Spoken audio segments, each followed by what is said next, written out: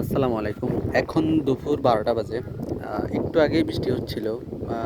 11:30 বা 11টা নাগাদ আরকি বৃষ্টি হইছিল। তো বৃষ্টি হওয়ার আগ মুহূর্ত কিন্তু আকাশটা অনেক নিরিবিলি ছিল। গতকালকে যে পরিমাণ গরম ছিল, বাপরে বাপ! ওই গরমের তীব্রতা কালকে মানুষ টের পাইছে, বাংলাদেশের মানুষ। সবাই যখন আসলে বেশি গরম হয় তখন মানুষ সবসময় ঠান্ডা জায়গা খোঁজে বা বৃষ্টির জন্য আল্লাহর কাছে চায়। আর এই মুহূর্তে হইতেছে বিশাল বাতাস, মানে প্রচুর পরিমাণে বাতাস। বাতাস হওয়ার কারণ হচ্ছে এখানে জায়গাটা অনেক ফাঁকা, তো ডিরেক্ট সেই গাছগুলোতে বাতাস লাগে। তো এই জন্য গাছের পাতাগুলো কিন্তু অনেক নড়তেছে। গাছের পাতা নড়ার স্পিড দেখলে বোঝা যায় যে বাতাস কি পরিমাণে বাতাস হচ্ছে এখানে। আমার তো রীতিমতো ঠান্ডা লেগে যাচ্ছে মনে হয় যে এখানের বাতাসে। আর বাতাসগুলো তো একদম ন্যাচারাল।